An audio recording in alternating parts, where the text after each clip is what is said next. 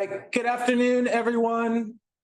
My name is Andrew Heyman from CDBG, and we'll get started with our third Thursday at 3 for February. I just want to go through a couple of announcements before we get started. The focus of this third Thursday will be on the Community Service Tax Credit Program that is sponsored by the Department of Commerce. Sarah Bloom has been kind enough to join us today to present on it. But before we get started with that, I just want to run through a couple of announcements. As you noticed today, there are not many of us here. 3 of our staff are out sick. So it's actually perfect that Sarah is presenting for us today, but I am joined by Ann and Sandy. Ann will be managing and answering questions or tracking the questions. So if anyone has questions during this, feel free to put your hand up or drop a question in the chat. Couple other announcements. So road shows have been going really well. We've probably seen a lot of you at our CDBG road shows. We've been to 6 locations over the past 3 weeks. We've been to Southwest, Northwest, North Central, South Central, Southeast Kansas, and Junction City. We have one more road show scheduled on Tuesday in Atchison. There is still room to sign up for that. We will send the link out again tomorrow if anyone else wants to sign up for the Atchison Roadshow. That will be Tuesday at 9:30 a.m. in Atchison. Next Tuesday. Next announcement, we are planning a mandatory training. This announcement's mostly for our grant administrators. We are planning a mandatory environmental training for grant admins in early April. Administrators, you will see an email coming from Sandy Vota tomorrow about scheduling this. I think we have a few dates in early April that we're looking at. We will partner with SHPO on this training. SHPO will handle part of it, and Tim and our team will handle the other half. It'll probably be like a half-day type thing. More information to come, but that's first couple weeks of April. Another reminder, the annual competition round for CDBG, those are due May 17th. The applications for the annual competition aren't open yet. They will be open soon. Our next third Thursday in March will be an application workshop, about 45 minutes, about how to go through and fill out applications for our annual competition round. The rolling round is open. So if you are working on a housing project or a commercial rehab project and need to fill out an application, the applications are open. Please reach out to us if you are having any problems. And I think that's it for my announcements. One last thing, if you are managing or have an RLF out there, expect to hear some revolving loan fund. Expect to hear some communications from Commerce in the coming weeks about those. With that, I think that's it. I will pass it over to Sarah, who will present a PowerPoint presentation about the CSP program. Sarah, for those of you who didn't attend the road shows, Sarah attended all of our road shows and presented about or talked a little bit about CSP. We had a lot of good feedback that people were interested in this funding source. So we brought Sarah in to present specifically on it. She's here for the duration of the hour to answer any questions people have as well. So with that, I will pass it off to Sarah. Yeah, thanks, Andrew. Hi, everybody. As he said, I'm Sarah Bloom. My official title is Community Development Specialist. I get to cover the entire state and go into communities and brainstorm with you, whether that's a project or an event, and then try to connect you to resources, whether that's at Commerce or somewhere else, to make those dreams a reality. One of the programs that I get to coordinate that we're going to talk about today are those community service program tax credits. And you might wonder how that ties in with CDBG. If you've attended the road shows, you don't wonder, you already know. But in case this is new to you, you can stack many programs at the Department of Commerce, including these tax credits with CDBG, including HEAL with CDBG, SEED with CDBG. So we like acronyms at Commerce, and if you don't know what those are, please reach out. We are in communities all the time talking about all of these different programs and how they can work together to, again, bring those projects that are needed in your community to fruition. So without further ado, I'm going to share my screen here. And you all jump in and you tell me if you can't see it. All right, can everybody see that okay? Can you just give me a thumbs up or something, Andrew? Okay, sweet, thank you. Okay, so we're going to talk about community service program tax credits. We're not going to get super into it. You guys have got the wrong PowerPoint up. Hold on.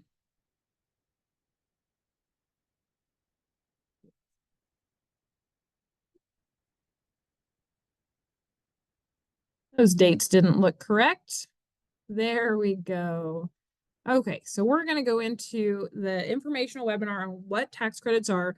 We're going to touch very briefly on them. I mean, I'm here for the whole hour, but just know that on March 1st, which is when applications open at 1:00 p.m., we are going to do a 2 to 2.5 hour webinar that's going to go even deeper into what these tax credits are and how they work. We're also going to walk through the application together, question by question. We're going to let you know not only what's on the application, but what the reviewers are going to be looking for and how they're going to be scoring the applications.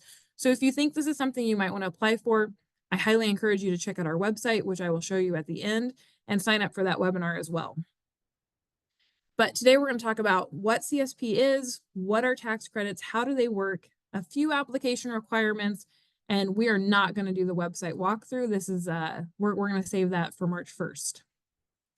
So an introduction. So this program has actually been going on for a couple of decades. This is not a new program to commerce, and it's a very broad program.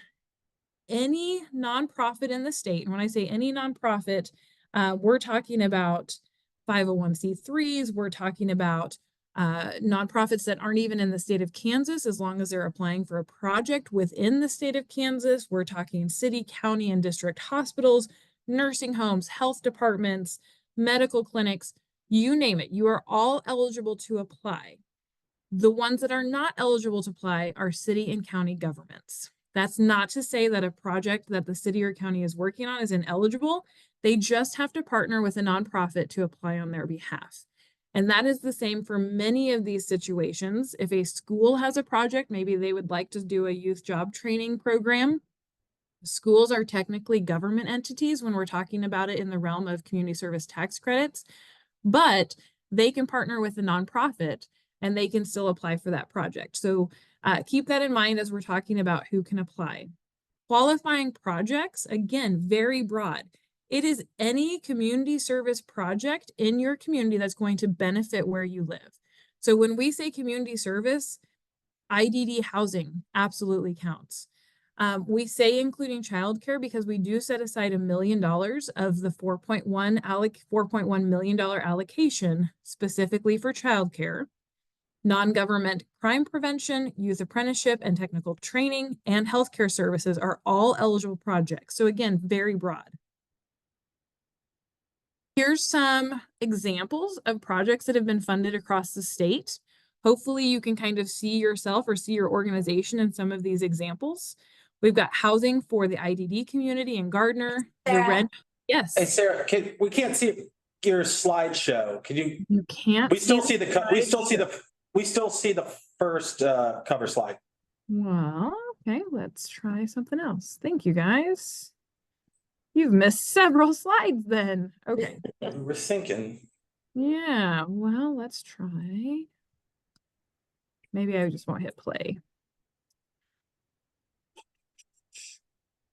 How about now? Can you see it now? We're on donations have helped fund. Okay, great. Hey, I'm going to forward it. Can you see it if I forward it? Can you see it moving? Okay, great. Yeah. Now it looks good. Perfect. Thanks, guys. Thank you. So, well, let me jump back. So here's qualifying projects. Again, very broad.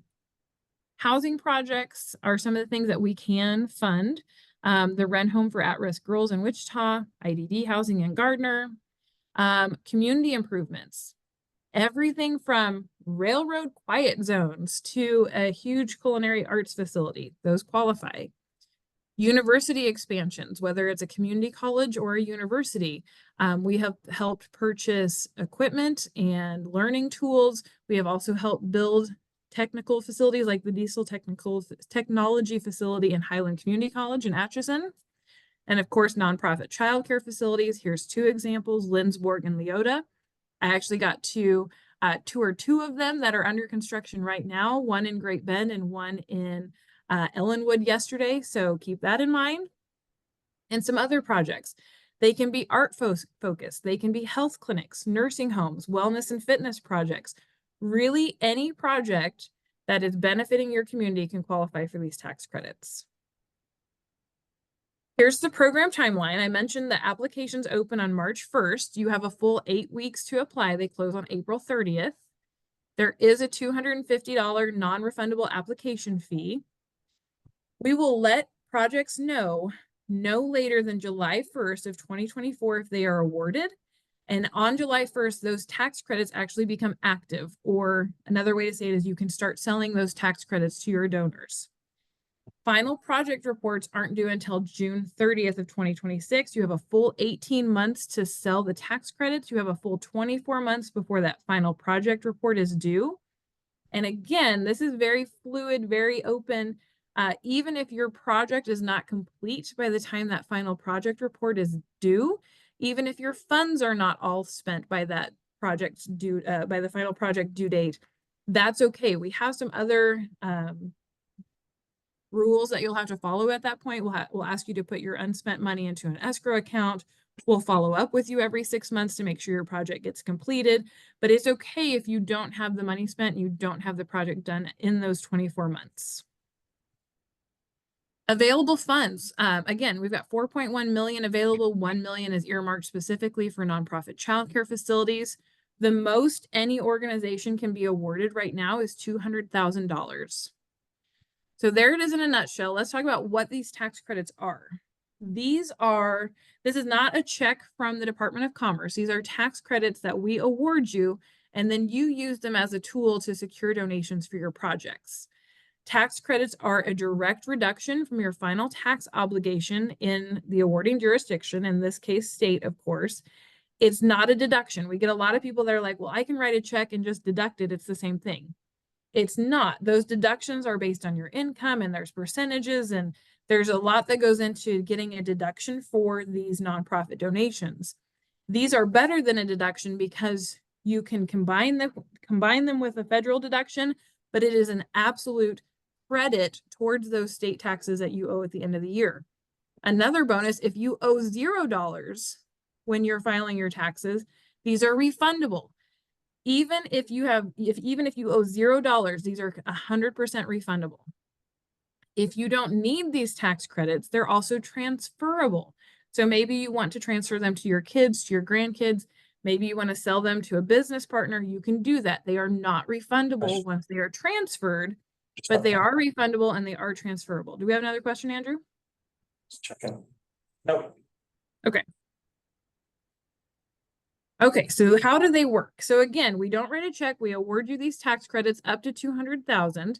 Because this is a very highly competitive application process, you could request $200,000. You may not get $200,000, but we will award you as many as we can, assuming you have an application that is awarded.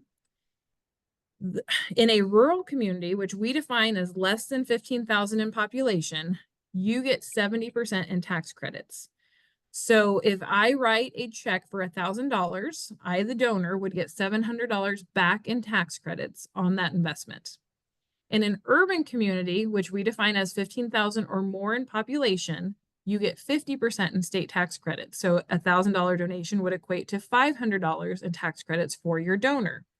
There are benefits to both. A rural community is going to get 70% return on those donations, or a donor is going to get 70% return on those donations. That is fantastic when you're trying to sell the tax credits. But just know that you're not going to generate as much in donations for your project as an urban community. If you get that full $200,000 in tax credits awarded, 70% is going to equal about $285,000 for your project. If you're an urban community with that 50%, $200,000 equals $400,000 for your project. So the 70% may be easier to sell, but the urban communities are going to raise more for their actual projects. Urban communities hopefully have more population, more people to pull from. So again, benefits to both. Here's a budget example and where I'm getting those numbers. Say you only get $150,000 in tax credits allocated to you. Again, in a rural community, you're going to generate $214,285 in donations. In a 50% urban setting, that generates $300,000. There's a very simple math formula that we can give you to figure out those numbers, especially if you're rural.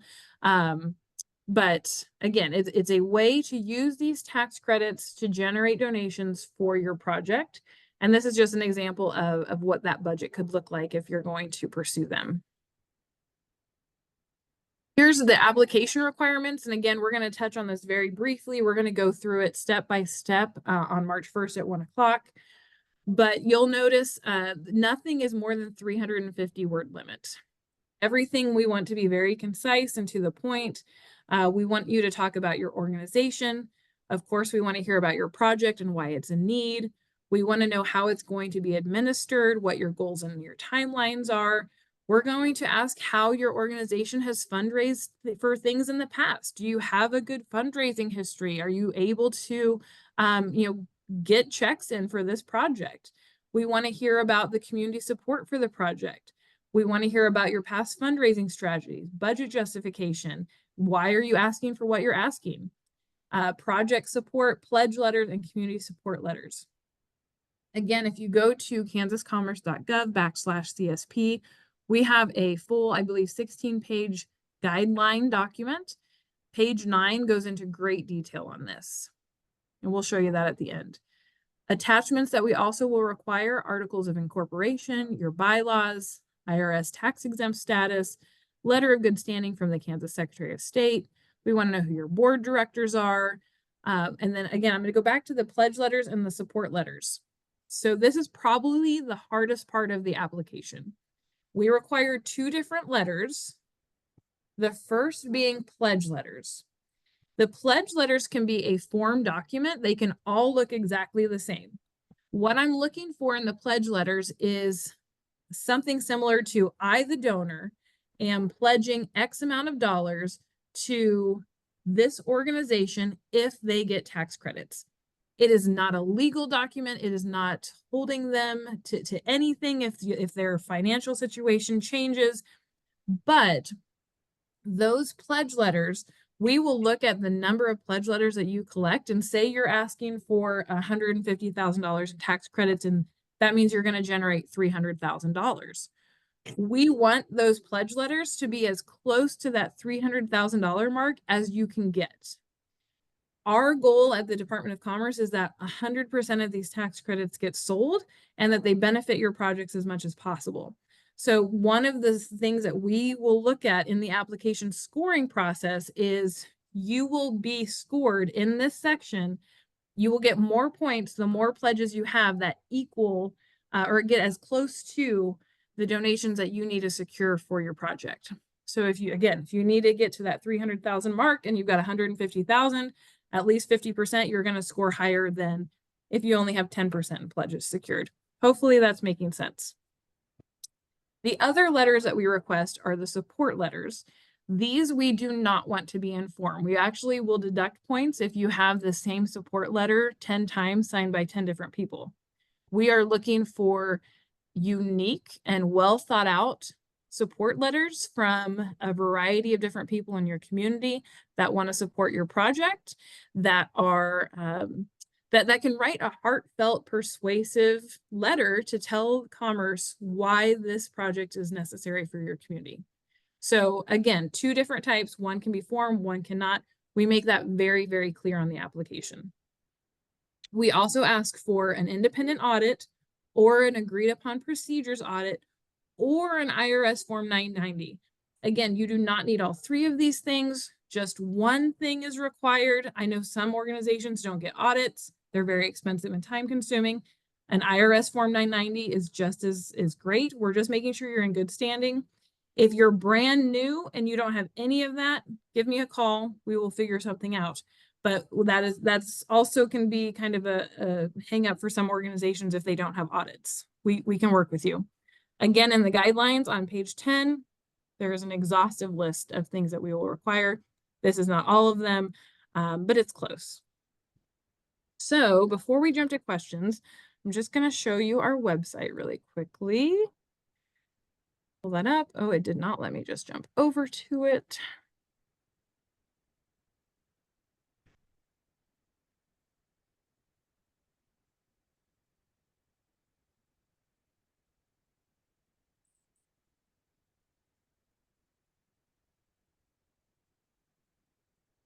Okay, so this is our website. Again, you're going to go to kansascommerce.gov/CSP, and you'll see this beautiful picture. It'll have a program or overview. You can get our program guidelines right here by clicking this link. Application details, again, opening on March 1st. You can already start your application by clicking the Apply Here button if you'd like to take a look at that now. You can sign up to receive CSP-specific newsletters. Here's the sign up for that upcoming webinar on March 1st at 1 o'clock if you want to dive even deeper into discussion with me. We've got some frequently asked questions, tips for successes. You can look at past projects, where they've been awarded and what they've been awarded for. You can look at the map, or you can click on our 2023-2024 awardees and even read all of the project descriptions and maybe be inspired about what you can do in your community. We also want to point out application tools down here. If you need the budget template, a sample pledge letter, if you want to pay your check fee via check, you can download this form. There's an online payment portal here as well. Lots of tools here on the website for you. If you're trying to secure pledge letters, you can even come in here and use the fillable press release or program flyer for donors to help explain exactly what tax credits are. So with that, I've been talking for about 20 minutes and I will let you all start asking some questions.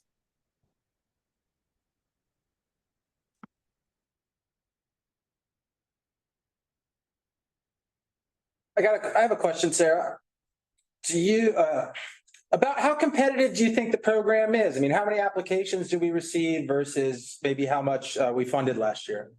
Yeah, we received 59 applications last year. We awarded 36 of them. Okay. And I say but we were not able to award their full request. So many of them, may have requested 200,000. They did not get the full 200,000, but we tried to award as many as we could that met the rating threshold. But 36 out of 59 last year. Okay, it's pretty good.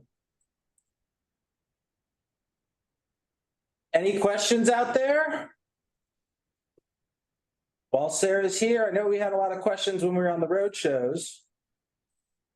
Another question for me, Sarah, for someone if someone's never done tax credits before, what would be the first, but they want to try it, what would be the first step?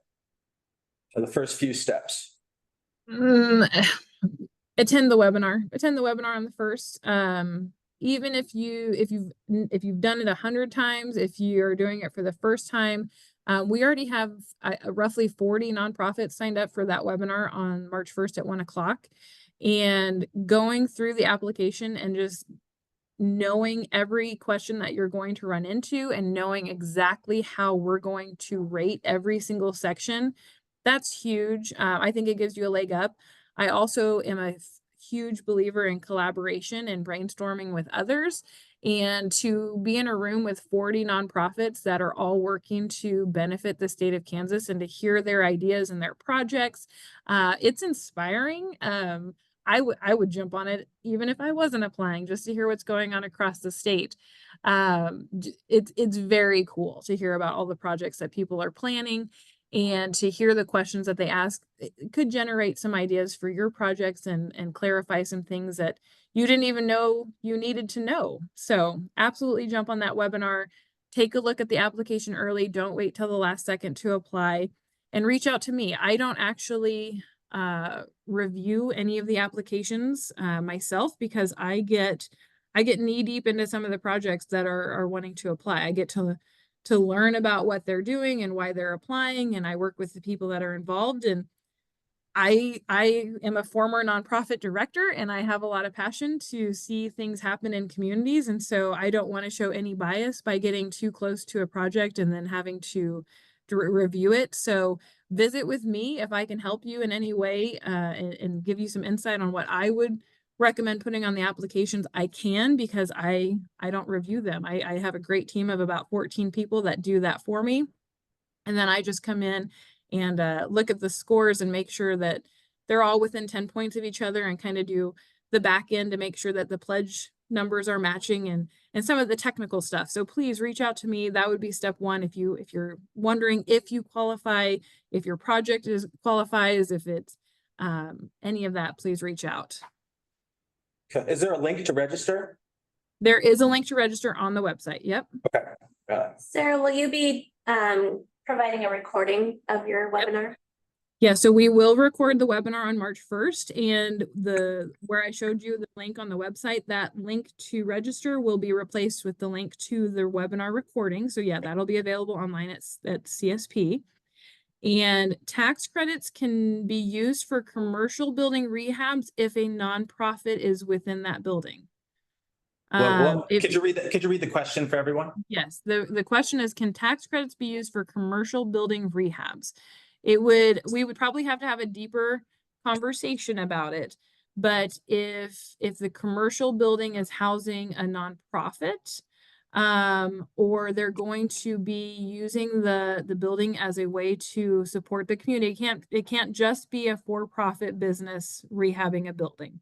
That you would have to prove how the building's going to be used to benefit the community in ways outside of economic development or outside of retail, if that makes sense. But again, I may need to know the exact situation, so please reach out and give me a call or an email, and we'll get that figured out.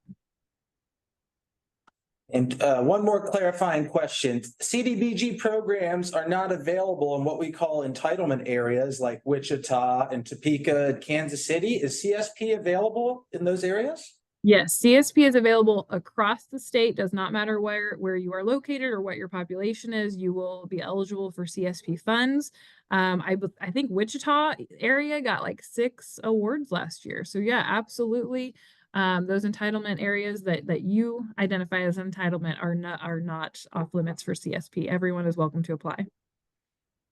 Okay. Thanks. Any other questions out there? Hi, I have a question. Yeah. So could you go back over how the funding works again? I would be going for the rural funding. I didn't understand how, if someone is contributing $1,000, then that would go toward the project, right? And they would get to apply the 700 to their own tax burden. How did you get the number? How did you get the number that was like 285, $200,285 or whatever that was? Yeah, we'll go through it. So yeah, rural area, $1,000 donation from a donor. You, the project, keep the entire $1,000. I, the donor, would get $700 back in state tax credits. Again, even if I owe $0 at the end of the year, I get that entire $700 back in tax credits. So if I owe 0, I'm going to get a check for $700. So as a nonprofit director, you can see the benefit that if someone comes in and says, oh my gosh, I just heard about your project, I want to write you a $500 check. You can say, well, actually, if you write me a $1,000 check, you're going to get $700 back, and you're actually going to get more back than what you underwrite your original check for. And the other $300 or 30%, you can actually deduct that on the federal side as well. So that's where, as a nonprofit director, this is a really, really cool tool to incentivize or to attract those donors to write larger checks to your project. So how did we get to that number? So you're getting $1,000 check, but when I write that $1,000 check, you are only decreasing your tax credit allocation by the $700, because that's what we're getting in tax credit. So if you get $150,000 tax credit allocation and you get $1,000 check for your project, your tax credit allocation number, this 150, only decreases by that $700. So that's where, in order to use all of your $150,000, you have to get $214,285 in donations, because you actually need to bring in more donations to use 100% of your tax credit allocation. Is that clearer? Yes, that helps. Okay. Thanks. Perfect. Thank you. Yeah. Good question.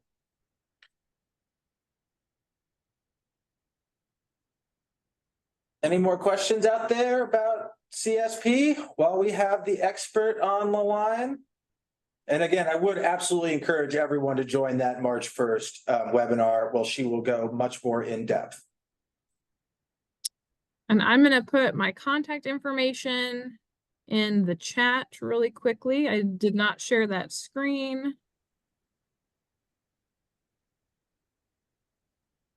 And Sarah, while you're dropping things in the chat, will you also drop the link for CSP? I will. Thank you. And for everyone who's on the call today, I will also, Sarah, please email me this PowerPoint slide. We will email out this PowerPoint slide, and we will email out the roadshow PowerPoint slides as well to everyone who's on this call. So if you didn't get to attend one of our road shows, we will send you those slides along with the CSP slides, so you have all of the information. And we'll send those out tomorrow. Anything else in there? Other questions? Can you also send the recording of this webinar? Yeah. Sometimes that takes a day or two, but yeah, Okay. we'll get that out. No worries. Thank you so much. Thank you. And again, just as a reminder to everyone, the third Thursday recordings are always posted on our website as well.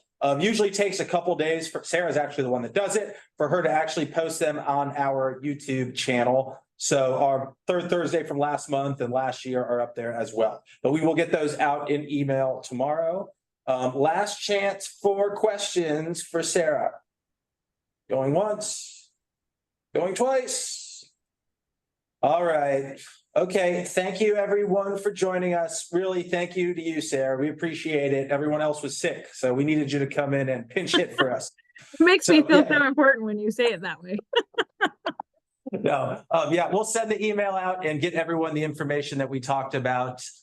So thank you for joining us. Have a great weekend. Thanks, everybody. Please reach out. Bye. Thank you.